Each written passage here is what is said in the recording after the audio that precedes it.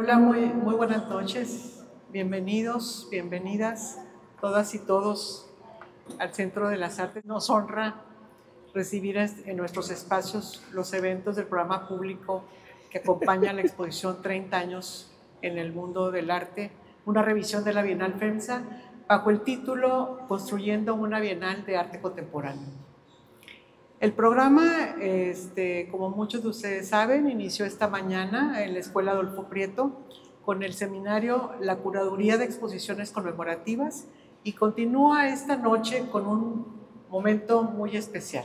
La conferencia Nace una Bienal, la Bienal FEMSA, a cargo de un querido invitado, maestro, amigo entrañable y compañero de muchas jornadas dedicadas al arte y la cultura.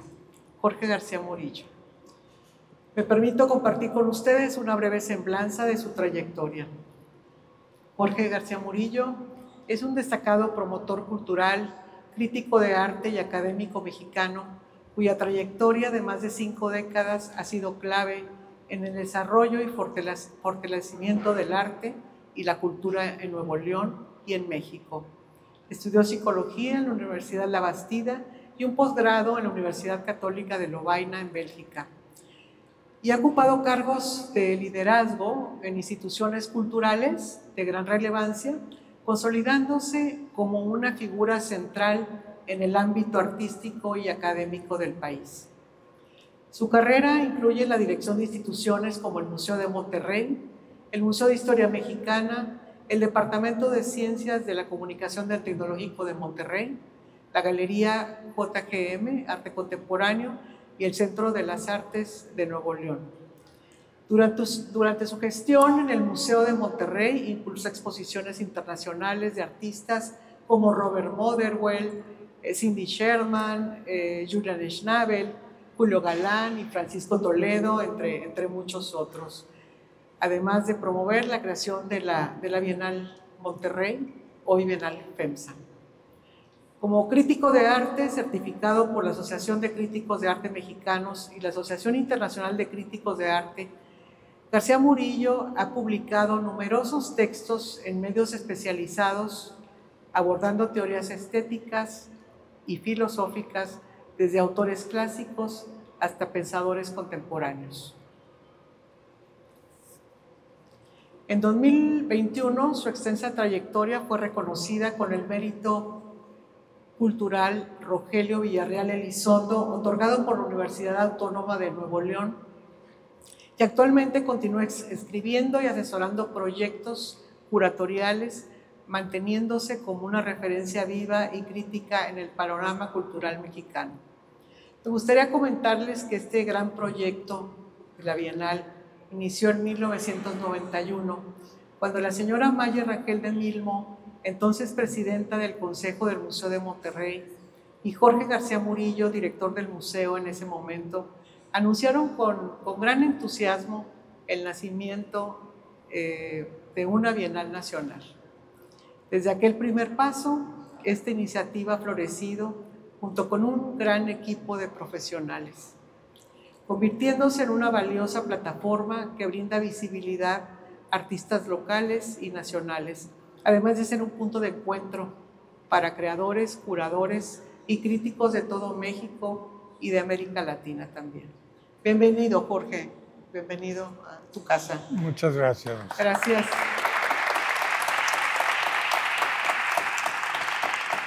Quiero dar las gracias a FEMSA por seguir impulsando este proyecto durante más de 3 décadas. Nuestro profundo agradecimiento a todo el equipo de la Fundación FEMSA, encabezado por Laura Pacheco, por su entrega y profesionalismo, así como a Lucía Lara y al equipo del Centro de las Artes, cuyo compromiso hace posible que este espacio de inspiración y de diálogo. Muy buenas noches y disfrutemos esta plática. Gracias. Muchas gracias, Rosy. Muy bien. Muy buenas noches a todos. Me sorprende que no estén en Roma o en el Gigante de Acero con los Rayados o en la arena donde hay mucho mucho black. Bueno, me entusiasma mucho esta plática y me ha costado, créanme, que mucho trabajo hacerla, escribirla. No porque sea difícil el tema, pues no, sino trasladarse 30 años atrás y vivir esos momentos, pues no es nada fácil. Trae muchos recuerdos que se atropellan unos a otros. Yo agradezco profundamente a los responsables del grupo FENSA, especialmente a Luis Quirós, a Laura Pacheco y a un joven muy entusiasta que me ha atendido, muy amable, Cristian, que aquí está presente, muchas gracias.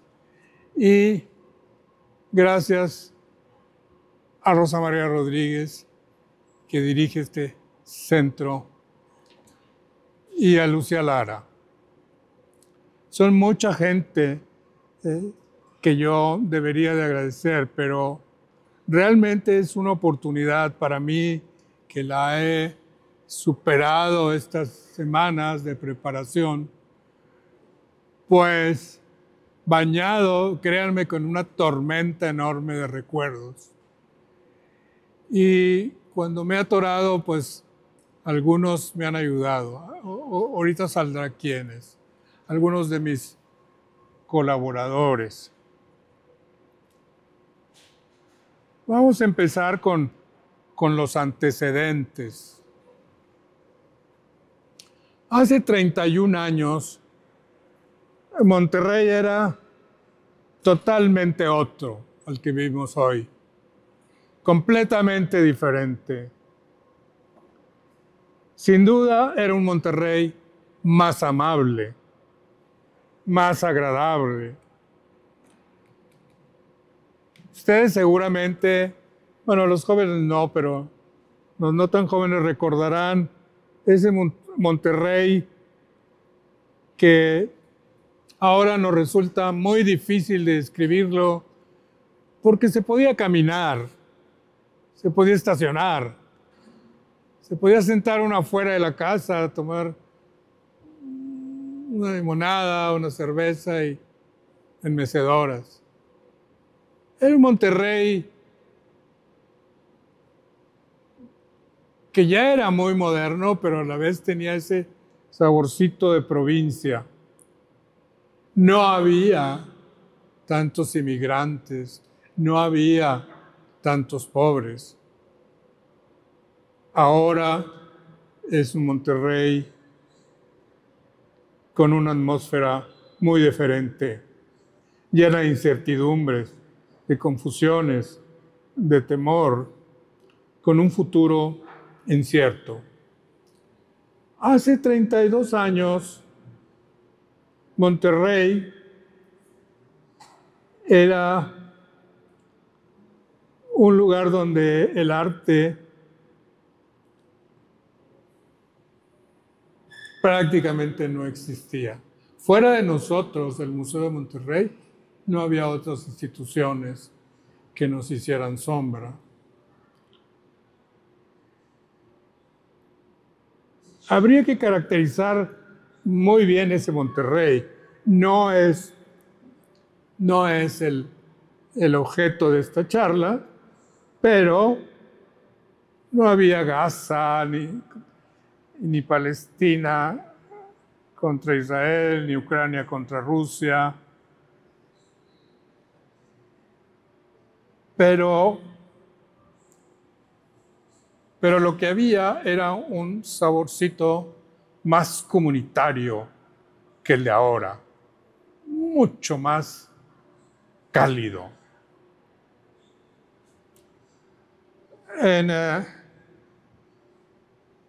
Ahora estamos con una crisis encima de otra. La economía tiembla ante los acontecimientos diarios. Por decirlo menos, la crisis social de inseguridad se incrementa cada día. El poder del crimen organizado aún no termina. Hay confusión por todos lados. Hoy mismo se está decidiendo el futuro de los creyentes, más de 1.200 millones de seres humanos. Se está eligiendo el líder de la Iglesia Católica. Y podríamos continuar y llegar a conclusiones no muy agradables respecto a nuestro presente en el espejo de hace 31 años. Se vivía muy diferente, había confianza por todos lados. Y esto es muy importante. Había crecimiento económico, 4%. Y eso es muy importante, porque una sociedad superavitaria voltea inmediatamente a ver el arte. Cuando una sociedad está luchando, no, el arte no es para nada prioritario. Pero es importante subrayar que el 4% de crecimiento, bueno, díganme cuándo hemos tenido 3, digamos, o 3.5. Hemos tenido de crecimientos negativos. Pero esto era importante. Ese crecimiento económico generaba mucha confianza en todas las órdenes sociales de la sociedad. Aquí en Monterrey, de manera tranquila, se buscaba algo diferente, algo que llenara la vida más allá de las noches de salir a cenar o de ir al cine.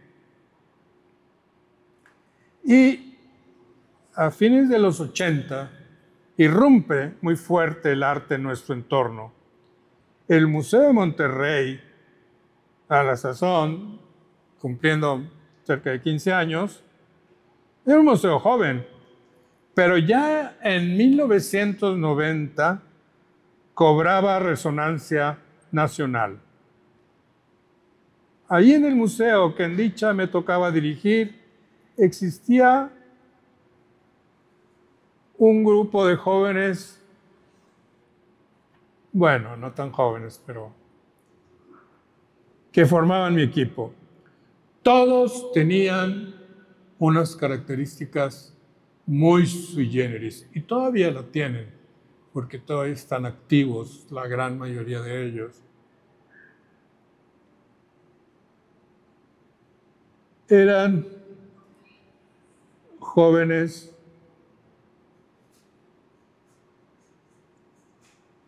muy talentosos en lo suyo, eran excepcionales. Además, tenían un apasionamiento impresionante. Cada día les crecía la pasión en lo que hacíamos. ¿Y qué hacíamos? Yo insistía siempre en realizar una lectura de nuestro entorno. ¿Qué está pasando en nuestro entorno? Tenemos que dar respuesta a ese entorno. Y esas lecturas lo hacíamos en junta tras junta. Y es así que empezamos a sentir a la comunidad y a realizar eventos que la simbraban y que les brotaba más sed, pedían más. Gozábamos ciertamente de un muy buen prestigio. Al hacer las cosas bien hechas, todo el personal del museo se entusiasmaba. El trabajo realmente era intenso y el ritmo era muy veloz. Y esto tiene que ver con pues que el líder siempre trabaja más, esa es la realidad. Y la institución, como era líder, trabajaba más que todas. Y era una institución que iba creciendo, creciendo, creciendo. Y yo recuerdo que yo viajaba mucho en ese tiempo.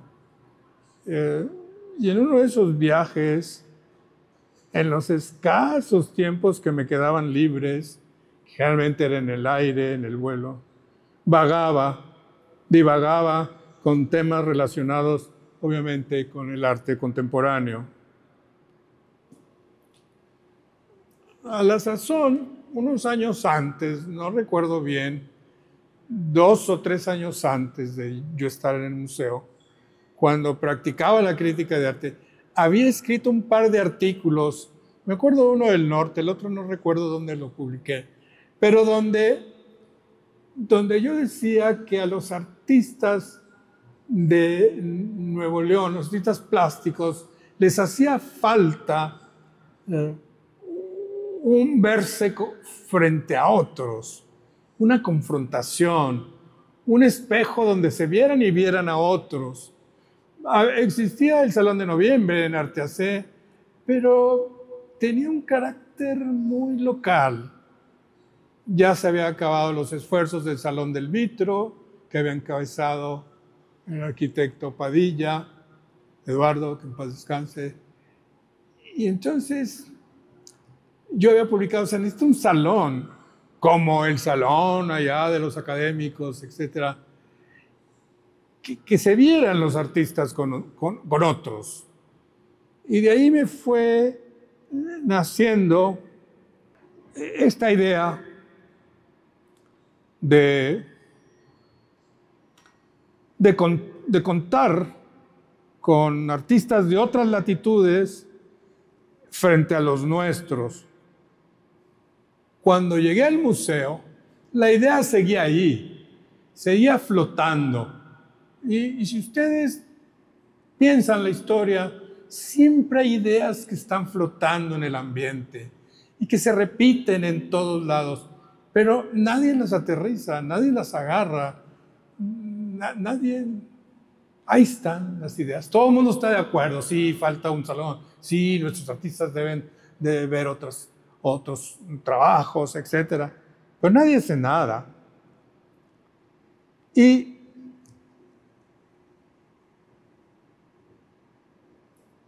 esta falta de empeño en dar implementación a esto, pues a mí se me ocurrió. Llegué a la conclusión de que necesitábamos esa confrontación. Y poco a poco fue tomando forma en mi cabeza qué tipo de confrontación. Y llegué a la conclusión de que debía ser una bienal. Había ido a la Bienal de Venecia, había ido a la Bienal del Whitney, que la vi ahí en el Museo Whitney, en Nueva York. Quise ir a la de Sao Paulo, pero no pude. Pero me di cuenta que, por ejemplo, la Bienal del Whitney solamente aceptaba artistas norteamericanos. Era hecha exclusivamente para norteamericanos. No aceptaban, incluso algunos latinos que habían nacido en Estados Unidos tenían problemas en entrar, pero lograron entrar. Y algunos muy, muy buenos. De hecho, Torres, Puerto Rico, ganó una vez, la del Whitney. Pero bueno, yo empecé a fijarme qué características tenían, qué requisitos pedían, cuáles eran sus reglamentos, cómo la realizaban. Y descubrí cosas muy, muy interesantes. Descubrí, por ejemplo, que la de Venecia y las de San Pablo eran internacionales e invitaban a países. Por ejemplo, aquí padecemos muy tristemente, desde que existe la Bienal de Venecia y Sao Paulo, que se invita a México, pero la invitación llega a Bellas Artes. Y Bellas Artes, pues, bendito sea el centralismo, ahí se queda la invitación. Ahí deciden a quién enviar como representante. No, México ciertamente no tiene pabellón en la Bienal de Venecia, pero tiene un lugar importante. Normalmente funcionaba bien, es decir, pues se mandaba a Tamayo, Se mandaba Rivera, Frida, y llegó el momento empezaron a acabarse, y entonces Orozco ya no había más, y bueno, Toledo, y empezaron a escasear. Bueno, Felgueres, pero de repente ya no había vacas sagradas, y Bellas Artes pues decidió siempre por artistas de ahí, que conocían ahí, la Ciudad de México. Entonces padecíamos y padecemos un centralismo en esas invitaciones internacionales, donde los artistas de Nuevo León pues ni cuentan, ni los toman en cuenta, desgraciadamente. Entonces me percaté de la importancia de estos eventos al asistir y ver los diferentes públicos que asistían y las repercusiones internacionales. Creo que por esos años fui a mi primera documenta en Kassel. He tenido la fortuna de ir 5 veces en 25 años. No es una bienal, sino una quinquenal, pero es la de mayor relevancia en el mundo. Y de esas reflexiones me llené de más preguntas y más preguntas. Pero hubo una de ellas que me repiqueteaba. ¿Por qué nosotros no tenemos algo así? ¿Qué no somos capaces de generar un proyecto importante? Me puse a redactar borradores. Ya cuando todos se habían ido, solo en mi oficina, estoy redactando borradores. Y lo primero que hice, lo comenté con mi jefa, Maye Rangel Milmo, paz descanse, en gloria esté. Y ella, desde el primer momento que platicamos, se volvió la primera entusiasta de la idea. Pasó un tiempo y seguí puntualizando más el proyecto. No recuerdo bien, pero de seguro lo comenté con uno o dos del equipo, pero siempre en plan discreto, individualmente. Tenía muy claro que no había otro evento similar en la República.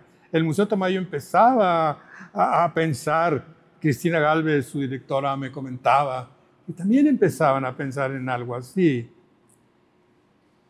Y después de tantas elucubraciones, armé un proyecto y lo presenté al consejo del museo. Y obviamente con el aval de Maye. Y empezó una batalla. El consejo no veía mal la idea, de ninguna manera. Era un proyecto que involucraba a la nación, o sea, lo había un ser de orden nacional, pero había 2, 3 consejeros que en paz descansen, y no voy a hablar más de ellos, no voy a decir sus nombres, pero eran muy tercos. Jorge, ¿por qué no incluyes a los niños? Y yo le decía, bueno, tienes que tomar en cuenta que los niños son muchos. Es que ahí hay muchos Picassos. ¿Dónde? Le decía yo. No se necesitan muchos, se necesita uno. ¿Dónde está? No, pero los niños, no, perdóname, no va a ser una bienal de fin de cursos con el dibujito. Ya me imaginaba yo el museo lleno de dibujitos de colores. No. Los niños son muy lindos, pero la bienal no puede contemplar a los benditos niños. Nomás no. Otro de los consejeros, bueno, está bien, los niños no. Pero ¿qué tal los jóvenes, Jorge? Jóvenes. Esos no saben ni dónde están. No saben si van o vienen. Entonces, pues, ¿por qué queremos? No son artistas. Y los que, porque había, claro, 2 o 3 sobrinas de ellos que pintaban. o estaban con Mauricio Gataz ahí, ahí enseñándoles. Entonces ya querían que entraran los jóvenes. No, los jóvenes les late más el rock, otras ondas, pero la pintura y la escultura, nomás no. Y fueron unas luchas. Y había 2 o 3 consejeros claves. No hablaban, nomás veían. Pero tenían un peso que cuando hablaban los demás, guanabana, ¿verdad? Uno de ellos, en paz descanse, era Eugenio Garzalagüera, que era el del güiro. El del güiro. Ese no hablaba, pero era muy sabio, se callaba y oía. Y eran muy acalorados estos debates. Y les voy a decir por qué. Porque todo el mundo se daba cuenta que no era un proyecto banal, no era un proyecto cotidiano, era un proyecto de gran impacto. Por eso los consejeros estuvieron muy atentos a analizar los documentos que se les presentaron, en donde la conclusión se subrayaba la necesidad de tener este tipo de eventos para impulsar la creación de nuestro entorno. Y yo en los documentos aludía pues con mucha escrupulosidad a momentos claves en la historia del arte, al Salón de la Academia en París, y cómo generó ese salón llamado de los independientes, que marcó el rumbo de las vanguardias. Entonces, el Consejo definitivamente aquilató desde un principio el peso del proyecto. Pero los detractores, híjole, cómo daban lata, de veras. Yo me dolía la cabeza de tanto discutir, porque los niños no, y los adolescentes no.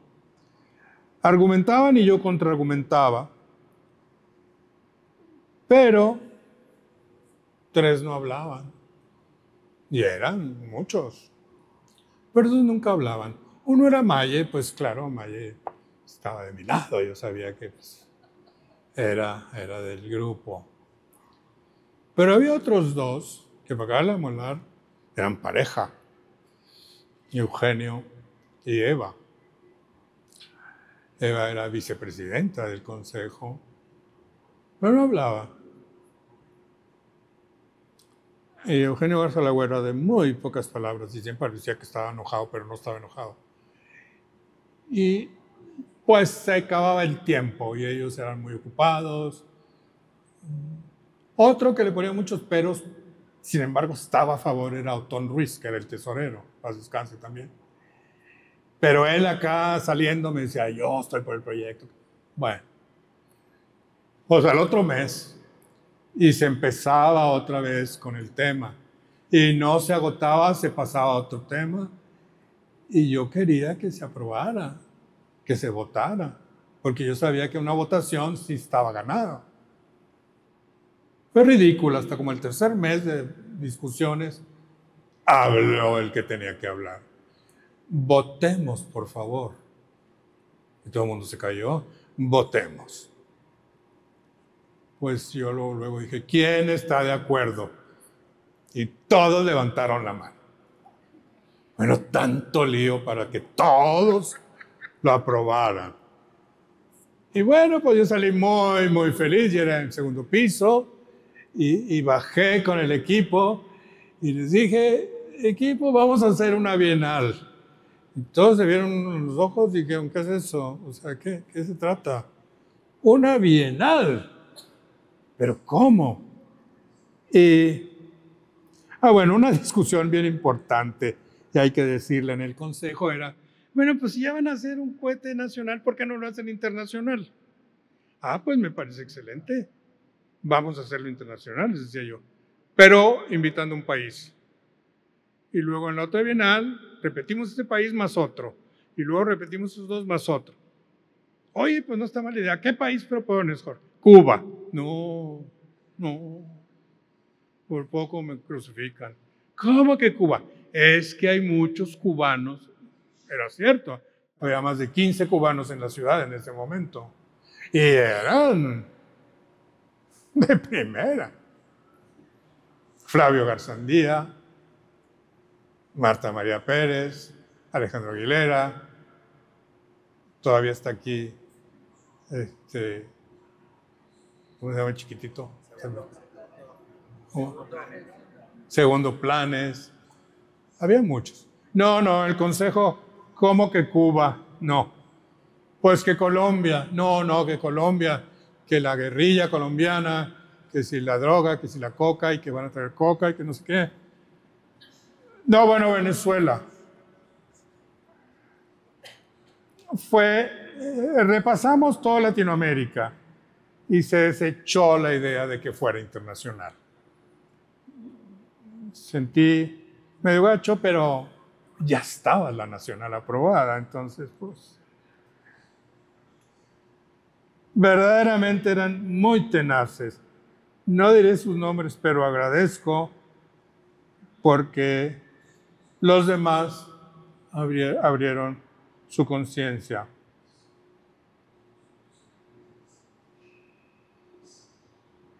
Para mí esos días fueron muy difíciles de llevar. Yo tenía un especial interés de que se hiciera, pero también tenía mucho trabajo. Todos teníamos mucho trabajo. Consumía muchos esfuerzos cuando se tomó la reunión. Y cuando me reuní con el equipo, pues ahí se inició la construcción de la Bienal Museo de Monterrey. Así se llamaba al principio. Eso fue una de discusiones enormes en el Consejo. ¿Cómo Museo de Monterrey? Es la ciudad de Monterrey. No, el premio lo va a polingar Vancomer, que se llama Vancomer. No, ¿cómo Vancomer? No. Pues es que era la Bienal. En México se hacía la OmniLife, allá en Guadalajara.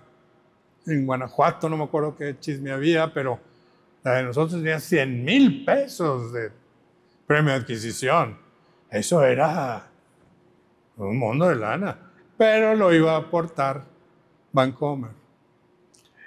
Vancomer ni quería ponerle nombre, pero ahí en el consejo, no, pues que se llame Bienal Vancomer, no, que se llame Bienal. Y yo terco, pues lo está organizando y lo está convocando el Museo de Monterrey. Debe llamarse la Bienal del Museo de Monterrey. Después, pues con el tiempo se olvidó el museo y se quedó Bienal Monterrey y luego pues Bienal FEMSA. Y eso es muy importante, Bienal FEMSA. Es la característica número 1 para que exista una Bienal de gran alcance, que esté una institución detrás de ella. Si no hay una institución detrás de ella, una institución de prestigio además, ustedes no pueden convocar a la Bienal Clínica 28, Bienal Nacional del IMSS. Pues no, ¿verdad? ¿Quién viene? Pues yo creo que ni este loco, ¿cómo se llama? Que se fue a Guanajuato, también que me cae. Gorroy. Sí, tremendo Gorroy. Yo creo que ni Godoy iría. Pero bueno, fueron grandes discusiones lo del nombre. Y no crean que el problema no era cerebral. Eran gente, y eran muy capaces.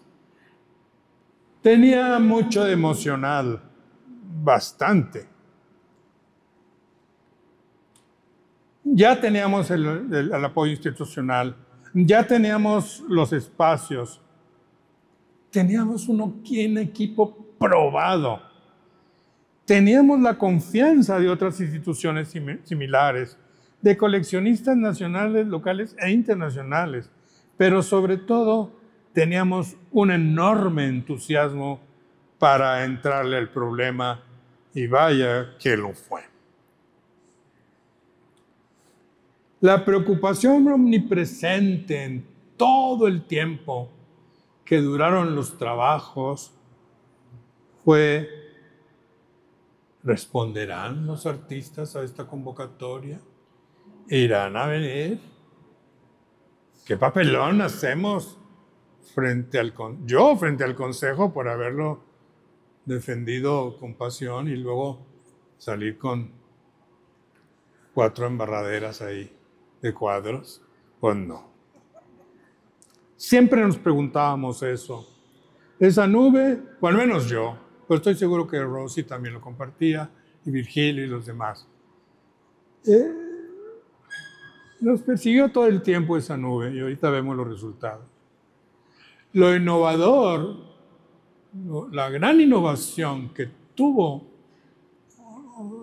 la Bienal desde la primera ocasión fue el rubro de instalaciones.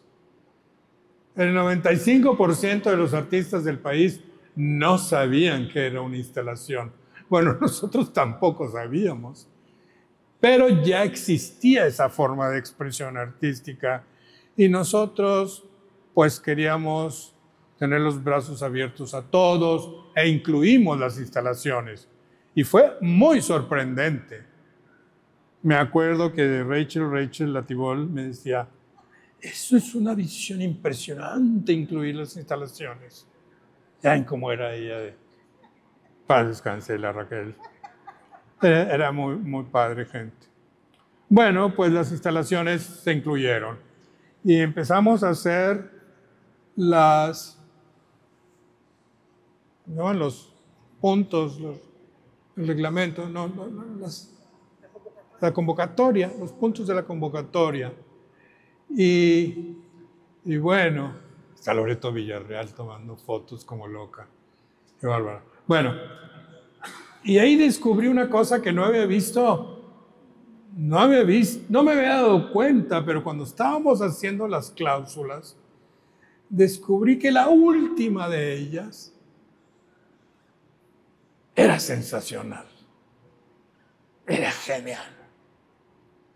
La última cláusula decía, y dice, yo creo que todavía, todos los problemas derivados de esta convocatoria los resolverá el comité organizador. ¿Y quién era el comité organizador? Pues el Museo de Monterrey. ¿Quién era el del Güiro? El Museo de Monterrey. Porque el jurado no se podía meter. Era el Museo de Monterrey. Entonces, este era el gran paraguas, el gran escudo. Si sale algún problema, el comité organizador. Quién sabe quién será, pero es el Museo de Monterrey el que organiza. Bueno,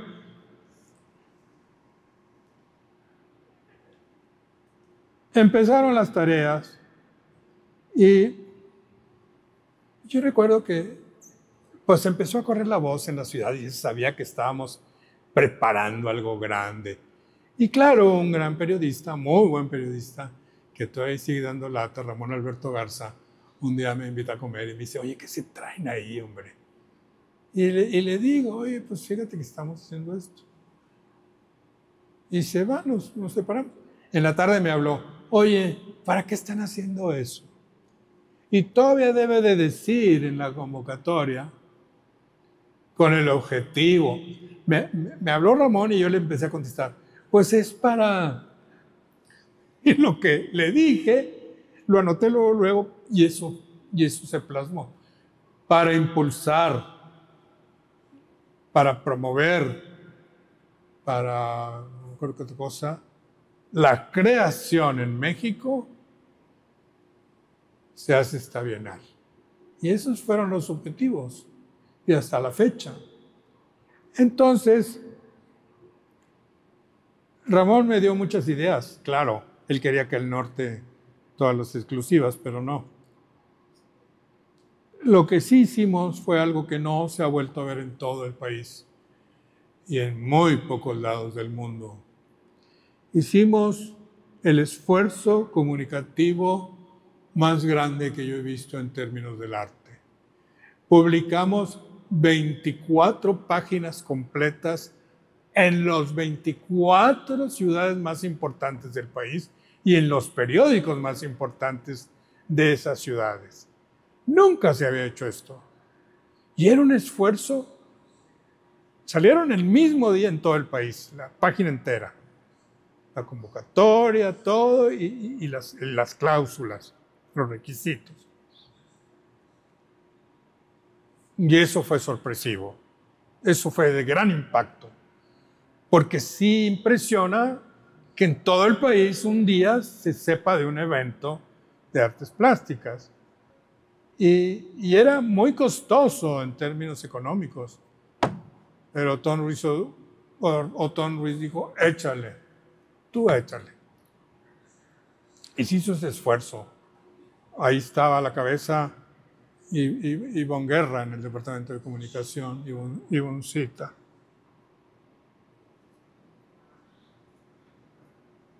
Pues se nos fueron ocurriendo ahí, ya no me acuerdo de quiénes, porque el equipo era extraordinariamente abierto. Éramos una comunidad muy cerrada entre nosotros, pero de una gran camaradería. Y se nos ocurrieron cosas muy padres. Entre ellas, oye, ¿y si vienen 3 o 4 de Guanajuato? ¿Y si vienen 5 de Hermosillo? ¿Y si vienen 8 de Mérida? ¿Y si vienen de Saltillo 10? Y no ganan. Pues qué flojera que hayan venido desde allá, ¿verdad? Y no ganan nada. Entonces se nos ocurrió que de aquel estado que mandase más de 3 artistas, el jurado tenía que darle a uno de ellos una mención honorífica. Y así el artista podría llegar a Tuxtla y decir, miren, yo una mención honorífica a donde fuera. Pero era una idea de avanzada. Y era una idea, no nos costaba nada, un papel, mención honorífica y firmado por el jurado. Pero era muy motivante para los participantes. Era una invitación a retornar y a correr la voz.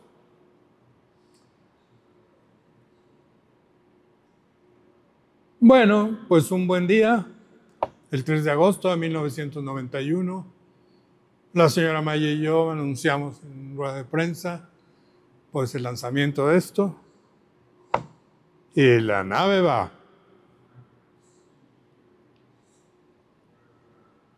Y empezaron a llegar los envíos y más, y más, y más. No se valía mandar obras, sino, perdón por el lenguaje, pero diapositivas. Teníamos muchos carruseles y diapositivas. Y empezaron a llegar más, y más, y más. Más de 1,500. De todo el país. Yo me daba mucho gusto ver, mira, de Mérida. Porque los de aquí, pues como quiera, los veíamos y les picábamos las costillas.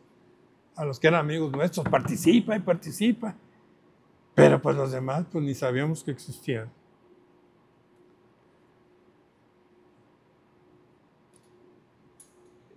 Y las expectativas fueron ampliamente superadas.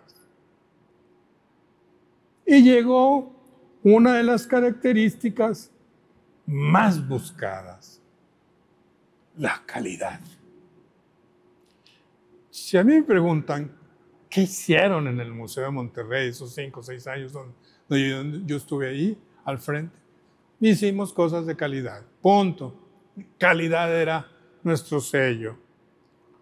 Mi equipo era, y es, grandioso, créanme, fantástico. Rosa María Rodríguez, aquí presente, Silvia Vega, Virgilio Garza, Armando González, Ivonne Guerra, Armando Valdés, Luis Quirós, Ana Patricia Martínez,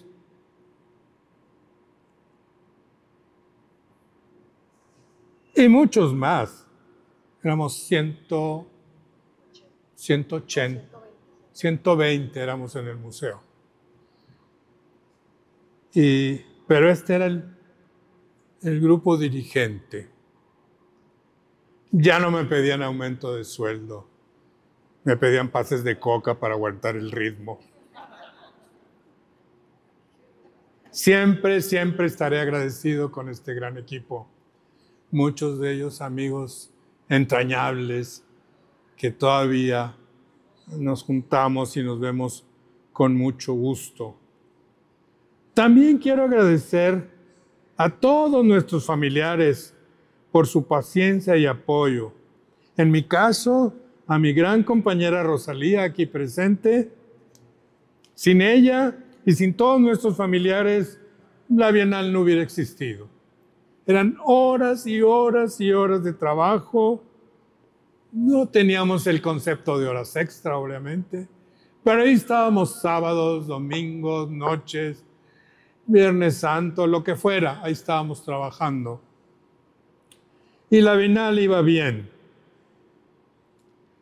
Claro, el gran reconocimiento para mí siempre se lo lleva a Maye, que fue fabulosa, su liderazgo fue fabuloso. Y el resto, bueno, pues el resto es historia. Quisiera centrar esta charla con las necesidades fundamentales para toda bienal o trienal o quinquenal o cualquier confrontación que se quiera hacer. Bueno, lo primero que se fijan los artistas siempre y en todo el mundo, el monto del premio. Y si el monto del premio no es importante, simple y sencillamente no van a ir porque no van a poner su prestigio ahí en el aire a que no ganen nada y de ganar que ganen 3 pesos. Entonces el premio es muy importante, muy, muy importante. Y la institución que está detrás, la institución que convoca. En ese tiempo FEMSA se llamaba Visa. Visa nunca aparecía, pero aparecía el Museo de Monterrey. Y todo el mundo le decía el Museo de la Cervecería, porque ahí estábamos. La institución y su prestigio es condición sin la cual no se puede hacer una bienal. Un equipo de profesionales. Mi equipo era fantástico, era un dream team, realmente. Nos habíamos preparado para eso muy bien. Silvia Vega estuvo en la Tate trabajando arduamente 45 días para aprender a lanzar un cuadro de arriba de 200 metros, bien embalado, caída libre y abrirlo y que siguiera igual. Eso aprendió ya. Rosy le dio la vuelta a un montonal de museos. Todos. No fue en esa vez, pero eso nos ganó el derecho después que fuimos todos juntos a la Bienal de Venecia. Y luego nos dimos una escapadita a Florencia a ver una exposición maravillosa en el Belvedere de Mimo Paladino, fantástica, que después vino aquí y era una verdadera caricatura aquello. El que viajó menos creo que fue Armando, porque Armando era el de los dineros y tenía que estar contándolos. Pero siempre nos daba suficiencia financiera. Hay otro. Con él no andaba el hambre, decía. Conmigo no anda el hambre. No, de Armando se pueden hablar o dar 2 conferencias sobre Armando. Tiene unas famous last words que todavía tienen validez y legitimidad. Qué bárbaro. Este equipo de profesionales debe estar bien atento a las tareas de esto. Muchas bienales, muchas. Son como las revistas, las bienales, digo yo, las revistas de arte. Yo he visto nacer un montón de revistas de arte que llegan muy apenas al primer número y ya no tienen un segundo número. Yo he sido miembro de consejos editoriales de un montón de revistas que nomás no, son proyectos muy padres. Bueno, las bienales también, ha habido muchos esfuerzos que se agotan. Otro logro muy importante del cual no he hablado, y aquí quiero aprovechar, porque todas estas palabras, todo lo que les he dicho, rindiéndole un homenaje post-mortem al querido Javier Moisés Lechuga, que Dios goce. Bueno, una cosa muy importante, trascendental para la Bienal es, bueno, ¿quién me va a juzgar? ¿Quién va a ser el jurado? Entonces, eso nunca se dice antes. Se dice cuando ya se va a premiar. Pero el jurado debe tener un nivel. No es lo mismo que si ustedes concursan, pues no sé, en cualquier rama del arte en cine, que los califique, no sé, Loco Valdés o Tintán, que Clint Eastwood o Bergman.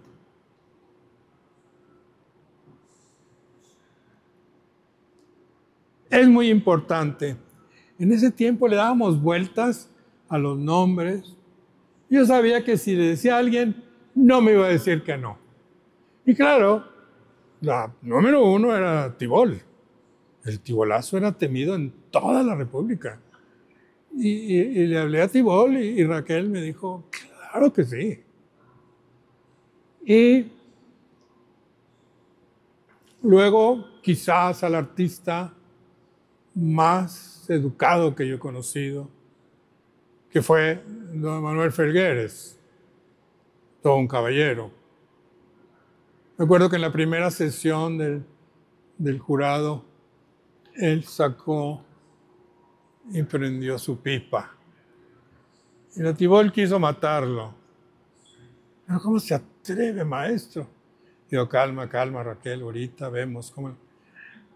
Felgueres salió, tiró todo, entró, se sentó y siguió con la pipa aquí, pero sin nada. Todo un caballero. Y bueno, así, esos dos pilares, pues, garantizaban, ya esos dos pilares, garantizaban que iba a haber, pues, no solo objetividad, sino, pues, no había oportunidad de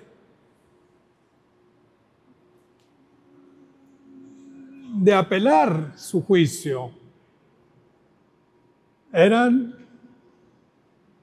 como les digo, inobjetables. Y así empezamos a trabajar con un jurado de gran prestigio. Otra cosa muy importante son espacios adecuados. Los teníamos, no muy maravillosos, porque había columnas en medio, etcétera, ustedes lo conocieron, pero muchas confrontaciones, no solo en el país, sino en el mundo, ponen límites, no más de 80 artistas, no más de 100, no importa que vengan miles, aquí queremos 100. Entonces los jurados tienen que constreñirse a lo que les indique la institución. Una cosa importantísima son las reglas claras. Cuando ustedes escriben reglas para una confrontación entre artistas, pues más les vale que sean más claras que el agua, porque los artistas son una fauna muy especial. Se agarran de cualquier coma para hacerla, como dicen ahora los jóvenes, para hacerla de tos. No, es que aquí dice que... No, aquí dice esto.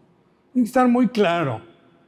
Es que las medidas yo vi que eran 1.90. Pues no, es 1.50. Muy necios. Entonces las reglas, ahí sí las pulimos muy bien. Claro que se nos fueron. Tuvimos gaffes como cualquiera. Me acuerdo del Gritón, ¿verdad? Gritón. Creo que sigue este instalador. Sigue activo, no se ha muerto. Pero el Gritón mandó una instalación. Pues ahí la pusimos. Pues de instalación, una pecera, pescaditos. Pues qué padre, ¿verdad? Pescaditos. Pues sí, pero a él se le olvidaba que durante las noches los pescaditos se dedican a hacer más pescaditos. Entonces el acuario estaba lleno de pescaditos de repente. ¿Cómo? Oye, esto le dan muy duro. ¿Qué hacemos? ¿Qué comen? Se nos van a morir. Háblenle al gritón. ¿De qué comen estos? Oye, ¿pero dónde los ponemos? Moraleja para la próxima Bienal, no materias vivas, no cosas orgánicas, no. No, porque ¿qué haces? Pajaritos, hubo una pitaya. Se pudriera la pitaya. No. Unos de Matamoros que mandaban un sillón con puras espinas. No. Entonces, pues vas aprendiendo, ¿verdad? Que no vas a admitir materiales orgánicos, materias vivas, y menos que se reproduzcan tanto como esos pescaditos del gritón. Bueno.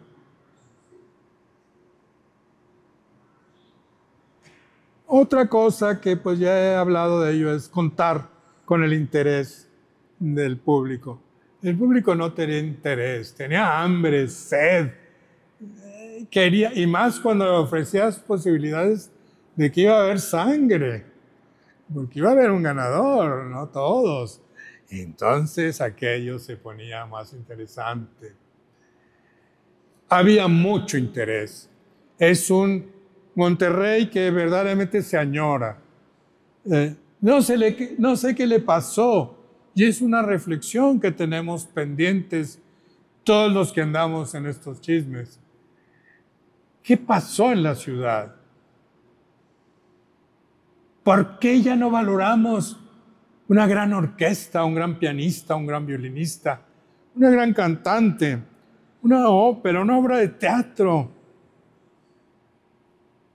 ¿Por qué ya no optamos por las grandes exposiciones? ¿Se necesita dinero? Pues ahora hay más que en aquellos años, mucho más. No sé qué le pasó a la ciudad, el crecimiento sin ton son, sin un plan maestro, sin una visión a largo plazo que dijera por aquí va a ir Constitución, por acá está la otra. No. Entonces, ese entusiasmo que nosotros vivimos y que nos permitió hacer verdaderamente grandes cosas. Una de ellas fue la Bienal, pero hubo otras cosas. En materia de exposiciones, ahí podríamos hablar mucho más. Que ya se acabó con la Bienal, no puede haber más. Claro que puede haber otras. Pero desafortunadamente, no sé qué pasó, pero ya no hay interés. A los grandes capitales se dedicaron más al deporte. Vean el lujo de $150 millones en un estadio, más lo que cuestan las piernitas de los jugadores, pues. Pero ¿y el arte? ¿Qué hicimos para que se diera este desdén? ¿Qué hicimos para que nos hicieran a un lado? No lo sé. Una vez que fui a Documenta, no me acuerdo en qué ciudad, realmente no me acuerdo, una ciudad alemana importante. Vi una trienal de escultura en pequeño formato, así se llamaba. Y me llamó la atención y fui a verla. Y por México estaba participando nada más y nada menos que Toledo, con unas esculturitas. Y fue el ganador. Preciosas sus piezas. Nunca más he visto. Esta se hace en Europa y tiene gran asistencia de artistas. Aquí en Monterrey nunca a nadie se le ha ocurrido hacer algo respecto al dibujo, por ejemplo, o a la acuarela, por ejemplo, como a la escultura en pequeño formato. Y hay muchas otras cosas. Poco a poco empiezan, bueno, ya la fotografía cobró carta de ciudadanía y tiene sus confrontaciones. Pero yo creo que hay espacio para muchos. Entonces quisiera terminar diciéndoles que fue una experiencia muy emocionante, fue una experiencia muy audaz. Nos portamos todos como gente grande, como museo grande. Y yo no digo que formamos artistas, pero sí dimos empujones a muchas carreras. Dimos nuestro grano para que ellos siguieran su destino. Y la Bienal fue una magnífica oportunidad. Ahora, el museo sí formó, sin quererlo, artistas. El museo empujó a muchos artistas y los fue. Yo me acuerdo que cuando estaba aquí en el Centro de las Artes, algunos venían y me decían, quiero agradecerle porque yo soy fotógrafo porque vi la exposición de Mapplethorpe y de Cindy Sherman. Y ahí decidí que iba a ser fotógrafo. Igual, pues qué bueno, qué bueno. Y así mucha gente me ha dicho, mucha. Y de los premiados, pues todos los ven activos. Entonces fue valioso para la ciudad, fue valioso para nosotros. Cada uno de nosotros tiene enormes recuerdos de esa experiencia. Fue extraordinaria. Y bueno, pues la nave va. Muchas gracias por su atención.